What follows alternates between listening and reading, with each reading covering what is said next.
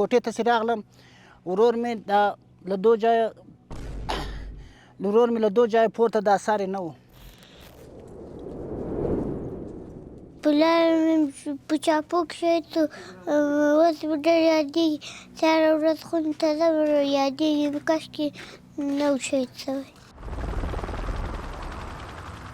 بیا زخمی و بیا هم شبخانې ته وړی په شبخانه کې بیا شهید سو.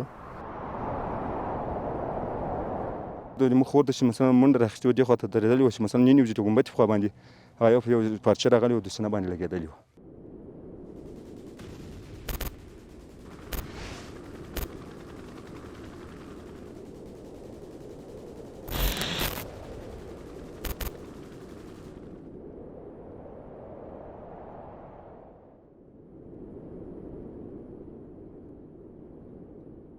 تاسنګ د غزني ولایت د دیک ولسوالۍ هغه سیمه ده چې د اشغالګرو ړندو چاپو بمباریو او د بې ګناه انسانانو وژنو یې رنګ او روح بدل کړ.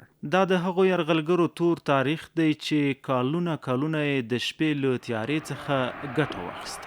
بمبارۍ وکړې، ړندې چاپې ووهلې، په خواږه خوب ویده او بې ګناه خلک یې شهیدان کړل او د خپل وحشت، ظلم او بربریت انځور یې افغانانو ته په میراث پرېښی دی چې نړۍ هم پرې د شرم سترګې پټې کړي دي.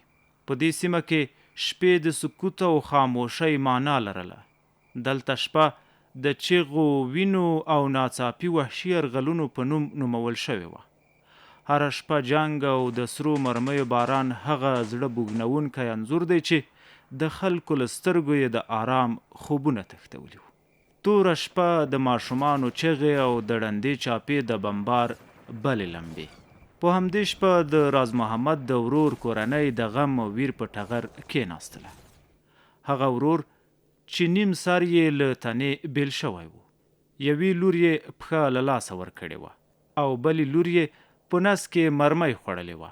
خو روغتون ته د وړلو او درملنې نه امکاناتو له کبله درې واړو خپل ژوند له لاسه ورکړ.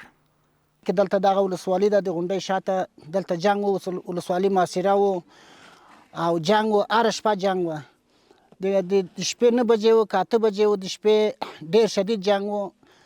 په دو جومات کې ما لمونځ وکړو، له دو ځایه ولاړم کور ته چې ولاړم یو 20 دقیقې 10 دقیقې به تېر شوی چې د ما کمکیالي کنټرول زړل.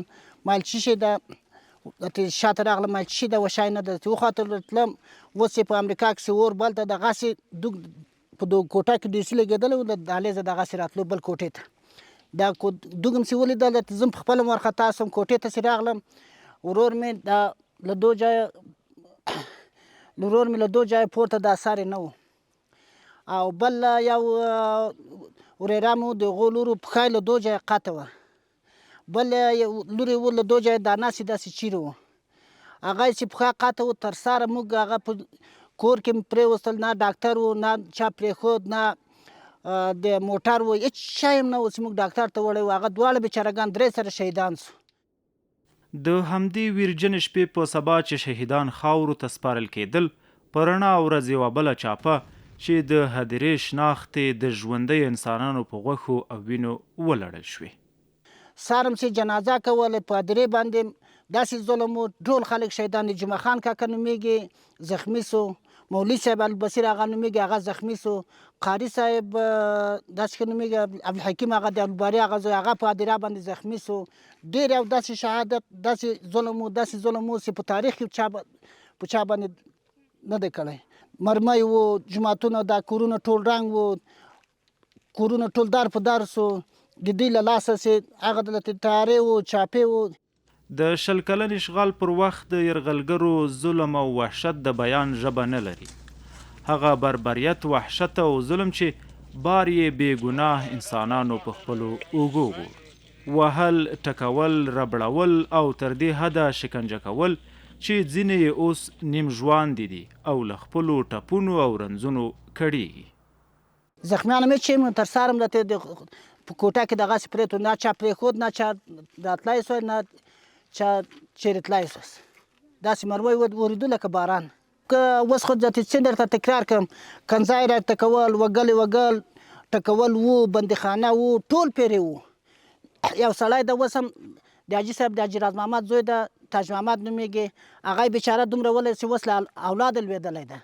په تاسنګ کې د هر کور کیسه یوه کیسه نه ده، ځکه هرې کورنۍ خپل 2-3 غړي له لاسه ورکړي او د بدمرغې جګړې له کبله یې کورونه ویجاړ، ځمکې شاړې او کاریزونه له منځه لاړل.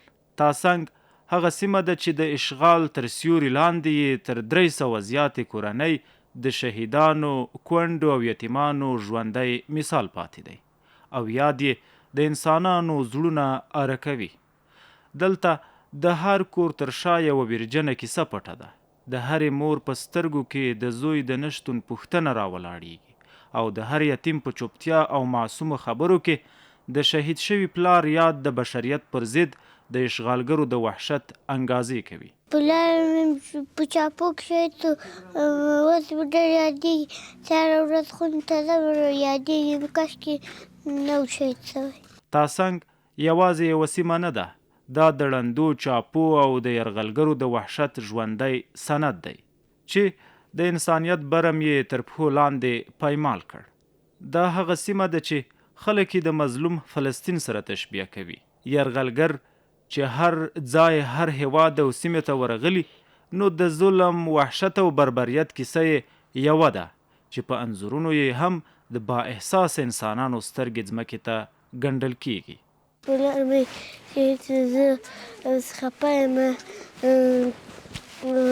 د امریکایانو په چاپه کې شهید شو. زه هره ورځ چې خونې ته ننوځم یادېږي مې، چې خوب وینم پلار مې یادېږي. 20 کلن اشغال د ډیرو بېګناه افغانانو ژوند له مرګ او زوال سره مخ کړی و او هیڅوک هم په امن نه و. حتی د دې وطن بزګر هم چې په خپلو ځمکو او پټیو کې اوبه لګولې، نو یرغلګرو به پرې د ټوپک شپېلۍ سړوله. عبدالباقي په سانیولو خبرو د خپل بزګر پلار د شهادت کیسه را اوروي چې یرغلګرو په خپلو ځمکو کې د کار کولو پر وخت پرې ډزې وکړي او وروسته یې د ژوند پور پرې کړ. آقای ما سر غنڈی بال شده بود، اونجا کم درختان بود دیگه. آقا ما لگوند که جنگ شد از این پیرتی والا دیگه پیر سرش کده بود، یک پیر کده بود نلگیده بود، دوم پیر دیگه شکم لگیده بود، از اینجا لگیده بود پشت سر برو شده بود که پس آقای ما دمو زخمی دیگه خانه آمده بود، از پشت سر دیگه درگارم خال کده بود، پس باسکل داشت، باسکل ایله کده بود دیگه. از خانه بیرون شده بود، رفته بود در موبایل را در رای پشتا سوکت حرکت میکرد، خیلی زیاد زحمت بود، خوناش خیلی زیاد رفته بود، مابین شکم جاری داشت که سوکت مرفت که مرفت پس مفتاد سم رفتم نمیتونست تا اینجا شد که بغل سرک رسید دیگه، اونجا افتاد دیگه، یک کدی خود انداخت دیگه. یک نفر بود رخشه داشت دیگه، از دور دید که یک آدم افتاده زخمیسته، رخشه داشت دیگه، از و آدم عماد برش در رخشه سوار کرد دمی حالات جنگ. خانه ما کمک زرته بود دیگه، رخشه که سوار کرد برد خانه ما که آورد. من خودم در خانه بودم، یک دم که در خانه دوره آمد، همون در برنده خود انداخت، همون تاو مخورد، در برنده مت پرغاٹ مخورد که ما گفتم چی شده، یک دم بود و دیگه که دیدم زخمی بود خیلی زیاد شدید. از همون خاطر دیگه بردم غزنی خانه ملکی، یک روز دو روز اونجا بستر بود. بعدا دیگه کابل انتقال داد، کابل یک روز بود اونجا که اونجا دیگه سم نشد، عامل عامل شد که آقای ما شهید شد دیگه. په تاسنګ کې د جګړې داسې اور لګېدلی و چې بزګر خپل جل وهلو ځمکو ته اوبه نشوای ورکولی او رسېدلی حاصل یې د لمبو خوراک و. د ځایي خلکو له خبرو معلومیږي چې دا سیمه د بدمرغې او تپل شوې جګړې له امله د ژوند کولو لپاره مناسبه نه وه، ځکه چې د خلکو ژوند د مرګ په لومه کې حصار و او په یوه شیبه سا کښلو یې هم باور نه کېده. باغونه هم ډېر وچ سو. مثلا بعضې خلک برمو تللي وو، دلته به یې نه سوای کولی چې خپلې اوبه ولګوي. کاریزه اوبه هم دغسې تللې په کلي کې، پوه شوې.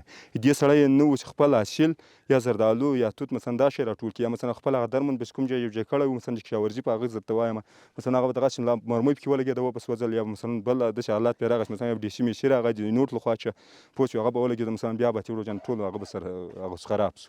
پوه شو خلک مثلا دوه حالات تر شوي شیان علي کله املا کله دغه جان سره تللي وو، یا مثلا لغوات تللي وو کړي، یا غزني ته بازار ته تللي وو. مثلا دې ولسوالي کې دومره شدید حالات خراب وو چې بیخي چا ژوند نه سوای کولی. دلته مو یوې بلې تراژیدۍ اورېدلو ته سترګې ډنډ شوې کله چې فیض محمد د خپل غمځپلي ژوند د بدبختۍ انځور رامنځته کړ.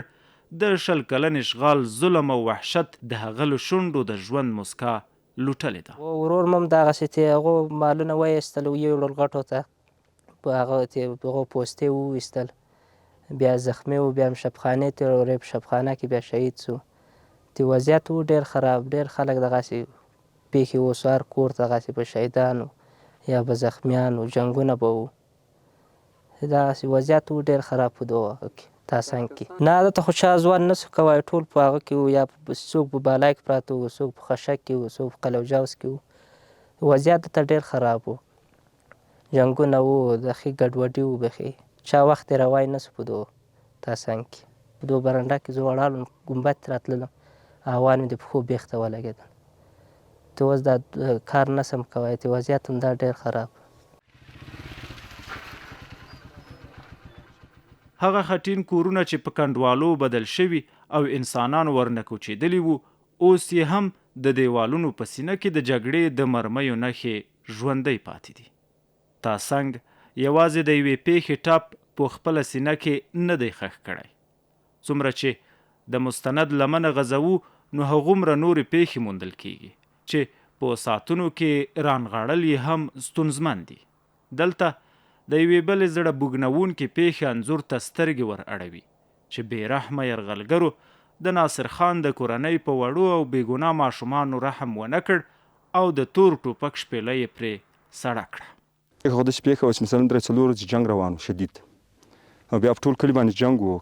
کلیوال هم بعضې مثلا کړي وې، بعضې نه وو، بعضې وو. بالاخره دلته چې مثلا اوانونه رالو، اوانونه ولګېدو، ډېر شدید حالات و، جنګ شدید سو، پوه شوې.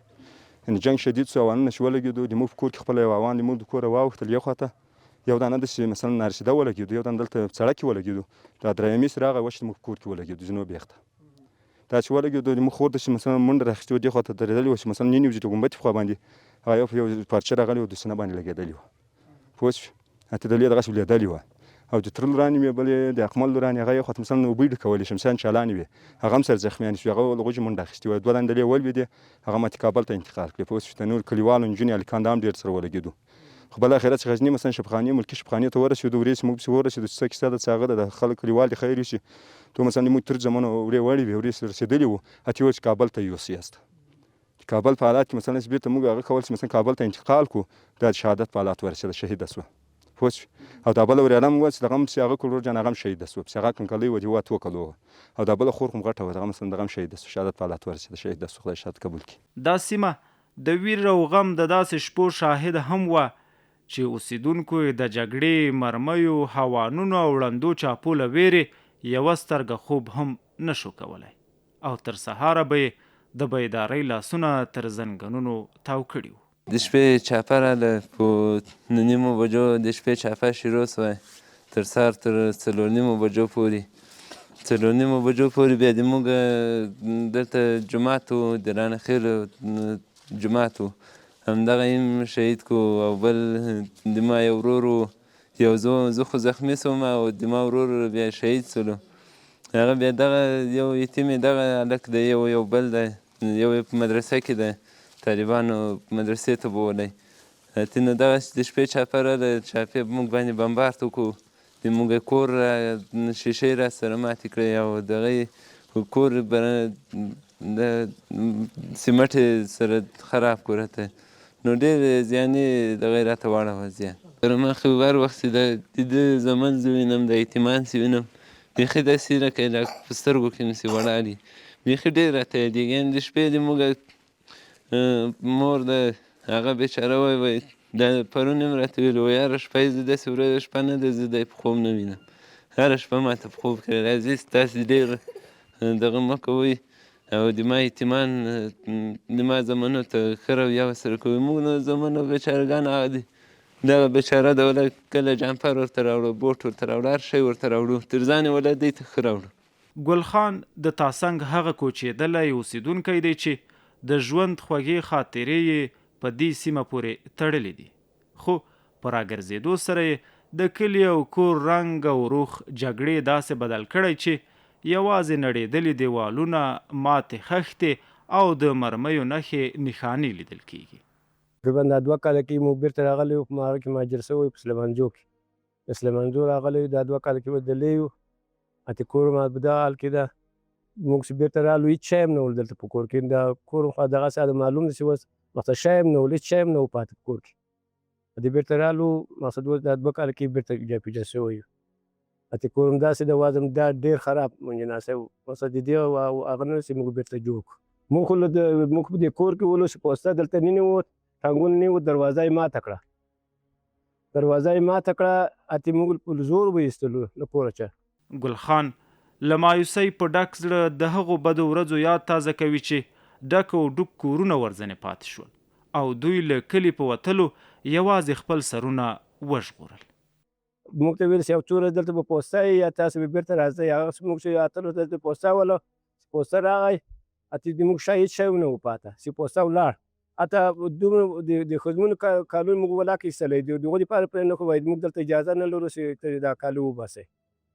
اتې نه مې کالي ایستلی، نه مې دا ټول تاسنګ ته معلوم ده چې مقصد زما کور دلته پوسته وله. هلته یعنې داسې ځای ولو چې تر دې بدتر ځای پروت و، قربان شپږ 7 میاشتې ورې همسایه ولو.